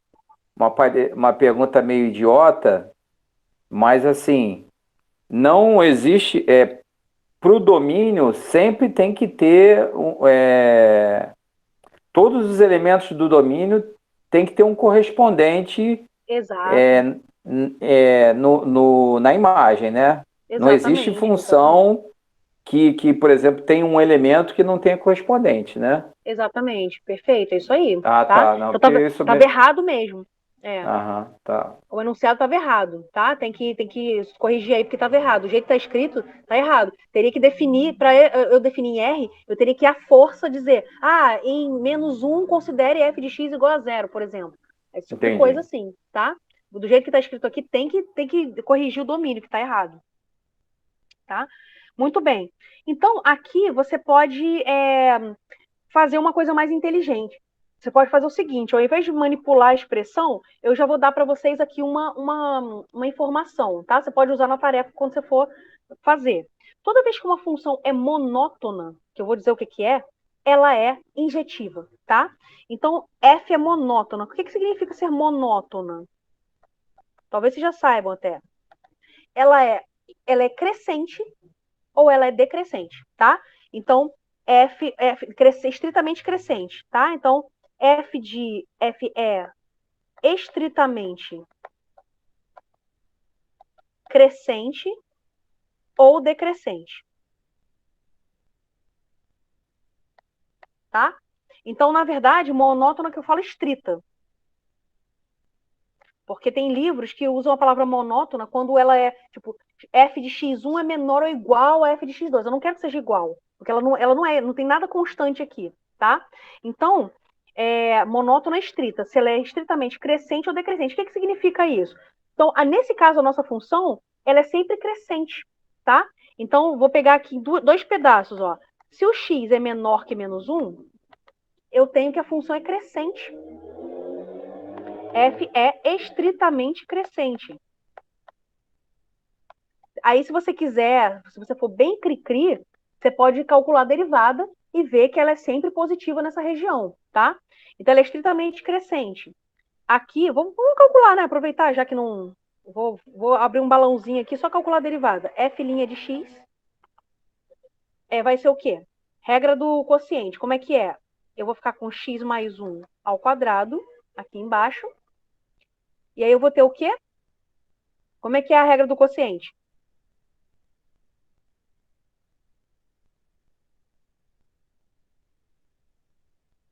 Esqueceram?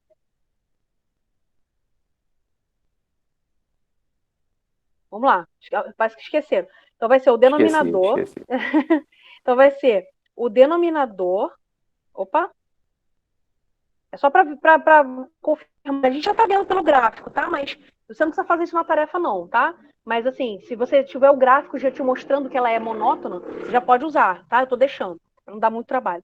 Então vai ser o denominador vezes a derivada do numerador menos o contrário. O numerador vezes a derivada do denominador. Isso aqui vai dar x mais 1 em cima, só x mais 1. Derivada de x menos 1 é 1. Então vai ficar x mais 1 menos x menos 1. Professora, Oi? eu acho que eu voei aí agora nessa parte. Por que a senhora colocou o denominador x mais 1 ao quadrado? Porque aí a regra do quociente é assim: denominador vezes a derivada do numerador menos o contrário, tudo isso dividido pelo denominador ao quadrado. Isso é a regra do quociente. Não, beleza, mas assim, a senhora, esse denominador x mais 1 ao quadrado, a senhora tirou da função, tirou... A função não é, a função é isso aqui, ó. X menos Isso 1 aí. sobre x mais 1, Aham. tá? Aí a senhora fez o quê? Denominador, a regra do quociente. X mais 1 ao quadrado. Embaixo tem que ficar x mais 1 ao quadrado. Não, eu sei, tudo bem, mas eu não... Olha porque, só, por exemplo, o f de x é x... O f de x é x... Olha só. O f de x é x mais 1... Vamos lembrar aqui, rapidinho. O que é a regra do quociente? F' de x perfeito, eu sei qual é a regra do quociente, mas eu quero saber como é que ela... Não, calma aí, não sabe, porque você está perguntando uma coisa que está escrita. Ó, não é isso, professora. Deixa eu concluir. Pode terminar. Deixa eu concluir rapidinho, que aí acho que vai tirar sua dúvida. Ó, como é que é a regra do quociente? Q vezes P' menos P vezes Q' sobre Q ao quadrado. Esse Q é porque é o denominador da função. Sendo que a nossa função, ela é x menos 1 sobre x mais 1. Então, quando eu for aplicar, quando eu apliquei ali em cima, ficou Q, que é o denominador, x mais 1, vezes derivada de P, que é x menos 1, a derivada vai ser 1, menos, agora o contrário, x menos 1, vezes a derivada do denominador, que é 1 também, dividido pelo denominador, x mais 1 ao quadrado. Tem que ser isso. Acabou. Foi por isso que vai aparecer um x mais 1 ao quadrado no denominador. Perfeito. Tá? Eu não tinha enxergado essa transição, né? Quer dizer, f de x é p sobre q, né? Aí ali o q vai... Tudo bem, agora eu entendi. Perfeito. Eu não tinha enxergado esse artifício aí. A regra do quociente eu sei o que é. Eu só não lembrava mas aí tem que aplicar. como era a fórmula da regra do quociente, mas eu sei o que é a regra do quociente. Sim, essa transição aí é que eu não tinha enxergado. Tá, beleza. Então, aí, voltando lá na continha, como é que deu a derivada? Então, fica aqui, x mais 1 menos x menos 1, o x cancela com x, 1 fica 1, menos 1, 2. Então, vai ficar 2 dividido por x mais 1 ao quadrado. Veja bem, vou repetir aqui embaixo. A derivada que a gente obteve foi essa expressão aqui. 2, que é um número positivo, sobre x mais 1, que é um número positivo. Para todo x. Você concorda? Então, para todo x que pertence ao domínio. Tá? Então, isso é positivo porque x mais 1 ao quadrado é positivo e 2 é positivo. Então, essa função ser positiva significa o quê? Que se a derivada é positiva, significa que a função é estritamente crescente. Então, aí o que vai acontecer? A função é estritamente crescente. Se fosse o contrário, se ela fosse negativa, ela é estritamente decrescente. Agora eu quero que você guarde para você o seguinte: toda vez que uma função for estritamente crescente ou estritamente decrescente, significa que ela é injetiva. Por quê? Vamos mostrar isso? Então, f é estritamente crescente. Isso implica que f é injetiva. Você já pode usar isso, tá? Não precisa provar isso na tarefa. Se você descobrir que a sua função, por acaso, acontece isso, que ela é estritamente crescente ou estritamente decrescente, você já pode concluir direto. Pelo que vimos em aula, como a função é estritamente crescente, então ela é injetiva. Acabou. Eu estou mostrando para você agora, tá?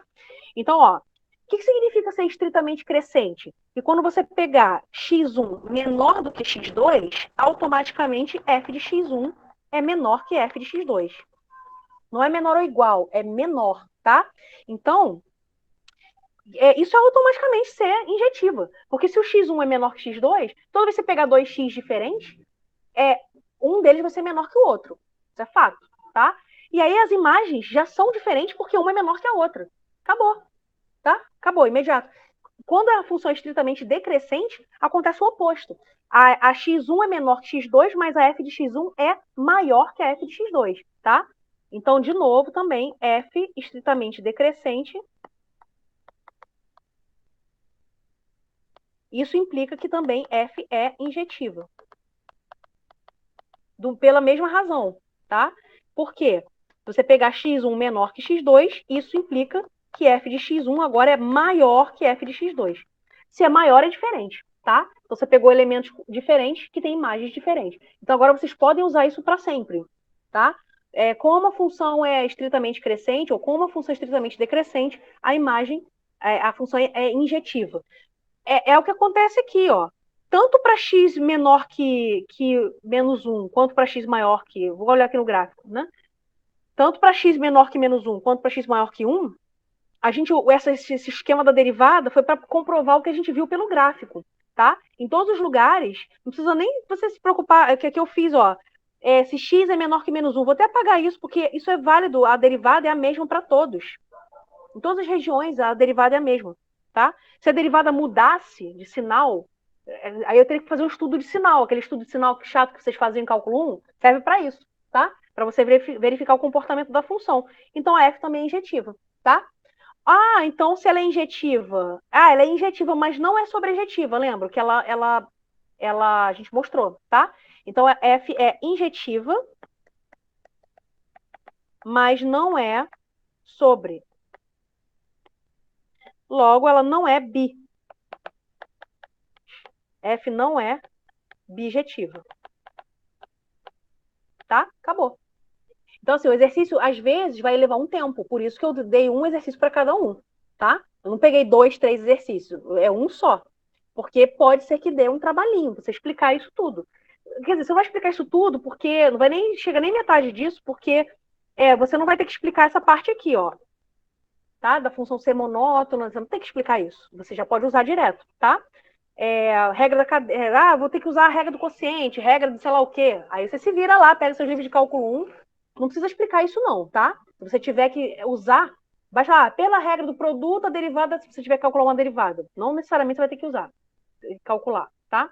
Aqui é porque eu queria comprovar por A mais B, que a função era estritamente crescente, para vocês acreditarem em mim sem precisar do gráfico, tá bom? Muito bem. Dúvidas? Ok, vamos fazer outro aqui agora? Agora, então, número 1, ó, já cobri exercício, porque vocês têm que entregar um C e um F, já cobri 2, tá? Vamos para o número 3, vou pular o número 2, que eu vou deixar o número 2 para fazer semana que vem, tá? Vamos pular o número 2, vamos para o número 3, que é um exercício para construir exemplos de funções. Essa parte eu quero que vocês usem a criatividade, tá? Então, veja bem, eu só dou o domínio e não dou o contradomínio de propósito. Por quê? Fica mais fácil se eu não der o contradomínio, tá? Por quê? Quando eu pedir para ela ser sobrejetiva, por exemplo, tem uma coisa muito importante que eu tenho que falar para vocês. Ó, esquece um pouquinho o exercício aqui. Você tem lá uma função f, perdão, definida num conjunto A para um conjunto P, tá? Então, o conjunto B é o contradomínio. Vamos supor que a função, sei lá, eu não sei se a função é sobrejetiva ou não, mas ela tem uma imagem, você concorda? Então, ela tá lá, o domínio A, e tem uma imagem que está contida no contradomínio B. Essa imagem é f de A. Eu vou chamar essa imagem de conjunto C. Tá? Tá aqui. Beleza. Agora, eu digo assim, aí entra no contexto do exercício. Eu quero que você pegue essa função que você inventou, é uma função lá que vai ter uma lei de formação, vai ter lá, blá, blá, blá. F de x é blá, blá, blá. Tá? É não sei o que, não sei o que. E aí, já tem a lei de formação. A lei de formação, normalmente, ela te dá a injetividade, tá? A sobrejetividade também. Só que, nesse caso, se você quiser, por exemplo, como eu não dou o contradomínio aqui, eu não estou dando o contradomínio, você tem que inventar, tá? Você pode criar uma lei, o blá, blá, blá, naquele domínio, de maneira que ela satisfaça o que você precisa. E a sobrejetividade, você pode, por exemplo, inventar o contradomínio que você quiser. E aí, se eu quiser, vamos supor que eu diga assim, não tá escrito, aqui tem um exercício que é para você entregar, alguns de vocês, que é a 3E, que eu quero que ela seja sobrejetiva. Pode ser complicado. Então, o que eu vou fazer? Isso aqui é uma dica muito importante, tá? Quando você quer que a função seja sobrejetiva, você pega o contradomínio sendo a própria imagem, tá? Por exemplo, vou pegar um exemplo diferente do que está aqui no exercício. Ó, a função que a gente conhece, a nossa velha conhecida, x ao quadrado. Tá falhando aqui. X ao quadrado. X ao quadrado, vocês sabem que não é sobrejetiva nesse contradomínio aí. Porque vai sobrar todos os números negativos. Mas eu posso fazer ela se tornar... Ela se tornar injetiva, eu teria que cortar um pedaço do domínio. Mas eu não estou querendo isso, não. Eu só quero que ela seja sobrejetiva. Como é que eu vou fazer? Eu tiro a parte que sobrou. O pessoal que ficou solteiro, você apaga, tá? Então, o meu novo contradomínio, eu vou redefinir a função. Agora é outra função, só que vai usar a mesma regra, a mesma lei de formação. Então, eu vou pegar ela definida ainda em R, só que eu vou definir o contradomínio como sendo a própria imagem. Como é que é a imagem dessa função aqui? É o conjunto dos números de 0 a mais infinito, você concorda? Vai ser o R mais R positivo unido com 0. Eu vou usar o próprio intervalo, tá? Então, o meu contradomínio, se eu definir o contradomínio sendo fechado em 0 e até infinito, essa função passa a ser sobrejetiva, tá? Toda função é naturalmente sobrejetiva sobre a sua imagem. Porque na imagem, por construção da imagem, não sobra ninguém, tá? Então, se você pegar a imagem como sendo contradomínio, você já ganha que ela é sobrejetiva. Olha a minha dica para exercício que vocês têm que entregar. Número 3E. O domínio dessa função na 3E eu vou até dar só uma explanada aqui rápida, só para ninguém ficar, né? O domínio é esse conjunto aqui, ó. É o conjunto na 3E, que é o exercício que vocês têm que entregar. O domínio vai ser o conjunto de todos os números da forma 1 sobre n, onde o n é um número natural. Eu estou considerando natural de 1 para frente, tá?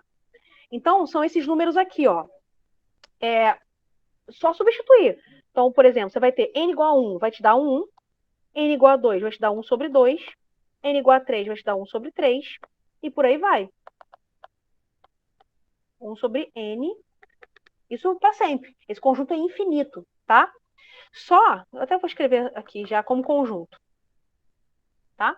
Ele é infinito. Pronto, ele é um conjunto que você pode manipular, porque é fácil de manipular, porque ele é baseado nos naturais, tá? Então, eu quero que você use isso como domínio, aí você inventa a lei que você quiser, mas aí você inventando a lei que você quiser, você tem que tomar cuidado, porque eu quero que ela não seja injetiva, mas eu quero que ela seja sobrejetiva, tá? Então, você vai inventar uma lei maluca, com o contradomínio que você quiser, aí ela não vai ser sobrejetiva, porque você vai ter que dar um jeito, o seu jeito, se vira aí nos 30, mas a dica que eu tô dando super de ouro, a dica de ouro que eu tô dando para vocês, é que você pode tomar o contradomínio como sendo a própria imagem que você obteve da lei maluca que você inventou, tá? Igual eu fiz aqui com os números reais do x ao quadrado, tá bom? Você vai fazer a mesma coisa com essa daí. A grande questão é que eu quero que ela não seja injetiva, tá? Aí vamos pegar outro aqui. Enfim, por exemplo, na letra C, a letra C não tem nada que eu entregar, tá? Eu quero que o domínio seja natural, os naturais. Não quero que seja injetiva, mas eu quero que seja... E também não quero que seja sobrejetiva. Sabe uma função que sempre dá certo quando você quer que não seja nada? A função que não presta, digamos assim. Não presta, entre aspas, né? Não é injetiva nem sobrejetiva. Função constante. Se você pegar isso aqui, ó, na letra 3C, f de n, você pode pegar o contradomínio próprio n, tá? Não vai pegar o contradomínio sendo a imagem, senão vai dar sobrejetiva. Se eu pegar n para todo n, isso é elevado em 1, por exemplo. Então, todo mundo tem a mesma imagem, não é injetiva. E sobra todo mundo. Dos naturais, você só pegou 1. Então, o resto sobrou tudo. Ou seja, não é sobrejetiva. Tá? É imediato. Então, assim, esse exercício 3 não é difícil. Tá? É um exercício até fácil. Só que eu deixei como tarefa porque você vai ter que usar sua criatividade. Tá? Muito bem. Agora, para fechar, para a gente ser justo assim, com relação à galera que vai fazer o exercício 5, eu passei o exercício 5A, né? Para vocês entregarem. Peraí, deixa eu ver aqui de novo. Deixa eu olhar aqui. Tem muita coisa que eu escrevi, muita coisa nessa aula de hoje. Então, exercício 5A que vocês vão ter que fazer. Ou seja, vamos ver o exercício 5B? Vou dar uma dica aqui. Olha, estou dando dicas poderosas, hein? Por isso que eu não vou ajudar mais, tá? Eu estou dando essas dicas hoje, são dicas de ouro, para você usar vários ases na manga para você tirar, tá? E aí eu não quero ninguém me escrevendo e-mail perguntando se o exercício está certo, porque já é demais, tá bom? Então, ó, 5A, você vai fazer. Eu vou fazer o 5B. Veja bem, eu provei no início da aula que toda função, quando você tem que f e g são bijetivas, automaticamente a composta ou F composto com G, ou G composto com F, enfim, que seja, automaticamente ela vai ser, aqui nesse caso vai ter que ser o contrário, vai ser G composta com F, tá? Mas enfim, automaticamente essa função, a composta, vai ser bijetiva. Você pode usar os mesmos argumentos que eu usei para provar que se a F e a G são injetivas, então a composta é injetiva. Se a F e G são sobrejetivas, a composta é sobrejetiva. Só que aqui é o contrário. Eu estou pedindo o contrário. Eu estou perguntando, eu não sei, tá? Eu quero que você prove se for verdade ou dá um complemento se for falsa.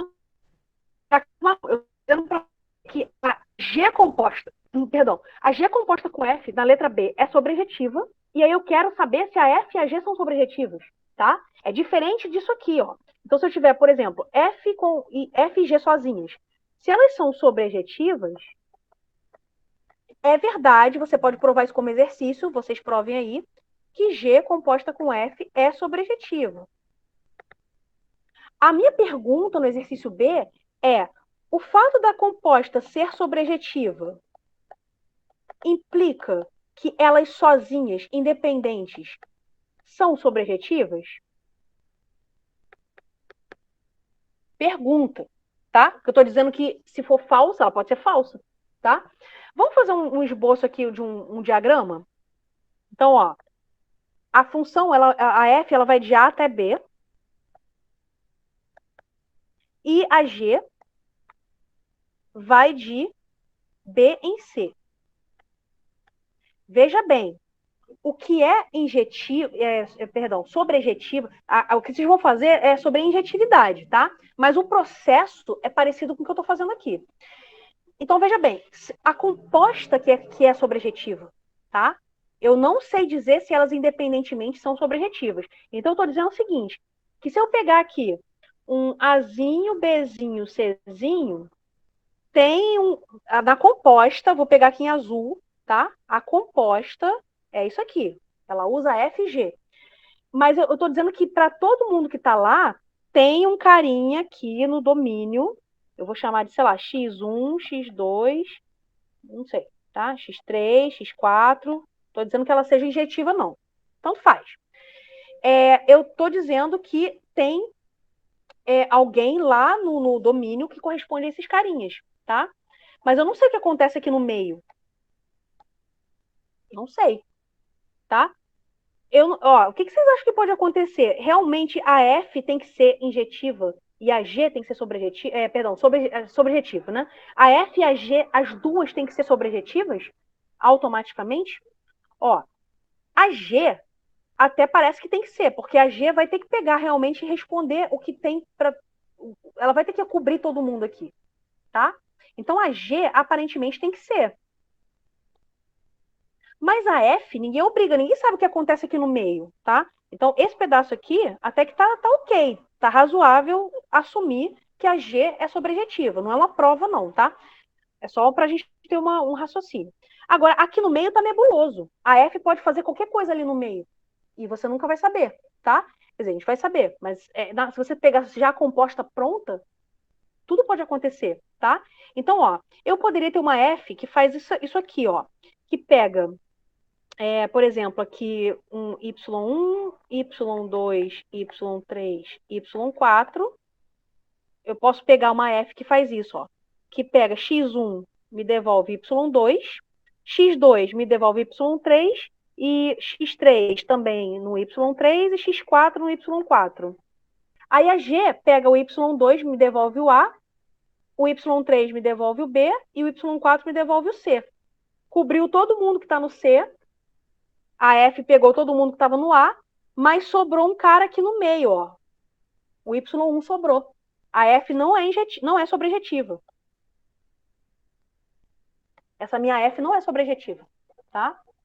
Então, essa F não precisa ser sobrejetiva. É o contra-exemplo. Acabei de montar um contra-exemplo, tá? Então, não precisamos, por exemplo, tá? De F sobrejetiva. Em geral, isso é falso. Tá? Então, aqui, ó. Então, qual é o contra-exemplo? Você pode pegar A igual ao conjunto x1, x2, x3. Não precisa nem ter esses 4, não. Mas vamos botar x3, x4. O B igual a y1, y2, y3 e y4. E o C, então, aqui, sejam... Aí, tá lá, o conjunto vai ser ABC, tá? Então, veja que essa composta, do jeito que eu fiz, a G aqui também posso, esse Y2 vai ter que ir para alguém, tá? Então, eu posso inventar, eu tenho que inventar agora. A F eu vou ter que fazer o seguinte, descrever cada uma, aí vocês vão ter que fazer, tá? Tem que descrever o que cada uma faz. F, ela pega X1 me devolve Y2, pega X2 me devolve Y3, a F de X2 vai ser igual a F de X3. É igual a Y3. E F de X4 é igual a Y4. Tá? Bom, a G. Agora eu vou ter que descrever a G. G de... aqui não tem Y1, mas a G tem que fazer alguma coisa no Y1, tá? A G de Y1 pode ser igual a Azinho. Perdão, deixa eu apagar aqui que tá mal escrito. Azinho. G de Y2, então aqui eu estou levando no Azinho. G de Y2 pode ir para Azinho também. G de Y3 vai para Bzinho. G de Y4 vai para Czinho. Veja bem, aí você vai depois escrever a composta. Então, a composta de X1, veja que a F não é sobrejetiva.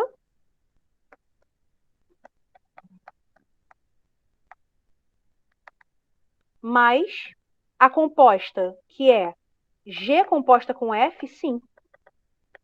Tá? Você vê que não sobrou ninguém no conjunto C. Todo mundo tem uma resposta. Tá? A pré-imagem do Azinho, o Azinho vem de onde? Na verdade, isso aqui também eu fiz besteira, né? Deixa eu trocar aqui porque tá mal feito, senão não vai dar certo. Porque o Azinho tem que vir de alguém, e aí ele não tá vindo de ninguém lá do X. Deixa eu trocar aqui que senão vai dar errado. Ó, aqui eu vou pegar esse Y1 Eu vou mandar em alguém que já tem imagem, tá? E esse Azinho eu vou trocar aqui. Vou fazer o Azinho vir do Y2. O Y3 vai para B, o Y4 vai para C, e esse Y2, Y1, vai para B, tá? Então, eu vou trocar aqui embaixo, ó. G de Y1 vai para B, Y2 vai para Azinho, como eu tinha feito aqui, Y3 vai para B e Y4 para C, tá certinho agora, tá? Então, ó, veja que o Azinho, ele vem do X1, tá? Porque o Y1, por que eu troquei aqui? Porque se o Y1, se o Azinho viesse só do Y1, o Y1 não vem de ninguém. Então ia ficar sobrando, tá? Então por isso eu troquei aqui em cima. O Y, então acabou. Ela é sobrejetiva, por quê? Tá? Tem que justificar. Então a pré-imagem de todo mundo tem que dizer quem é. Deixa eu ligar aqui. Então a H-1, que é a pré-imagem do Azinho, é o X1. Só tem o X1 que é levado no Azinho. O Azinho. O X1 pertence. Não precisa nem pegar todo mundo, tá? Basta que você pegue um cara. Então, mas aqui tudo bem. Vamos deixar assim.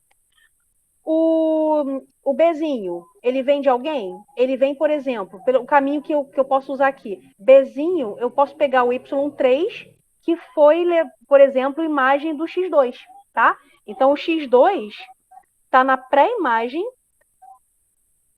Aqui só tem um cara.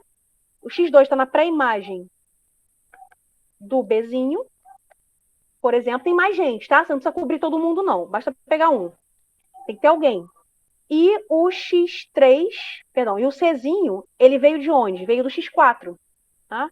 Então, o Czinho pertence à pré-imagem do... Perdão, Czinho não, né? X4. Tô confundindo já as coisas.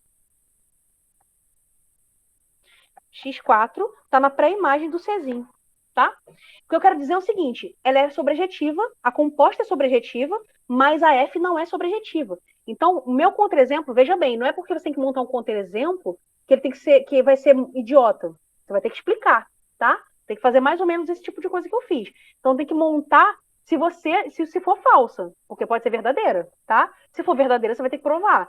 Então, se a composta é injetiva, você vai ter que provar que a F e a G são injetivas, se for verdade. Se for falso, você vai ter que achar um contra-exemplo assim, tá? Tem que descrever os conjuntos, tem que descrever o que cada função faz. Você pode fazer um diagrama e explicar se for falso. Se for verdadeiro, você pode usar um diagrama para ilustrar o que você entendeu e começar a provar. Tem que pegar um X1 diferente do X2 e mostrar que as imagens são diferentes, tá bom? É isso. Ó, mais dica do que isso é impossível. Vocês vão basicamente repetir, adaptar as coisas que eu fiz aqui, tá? Tem muita informação nessa aula, hein?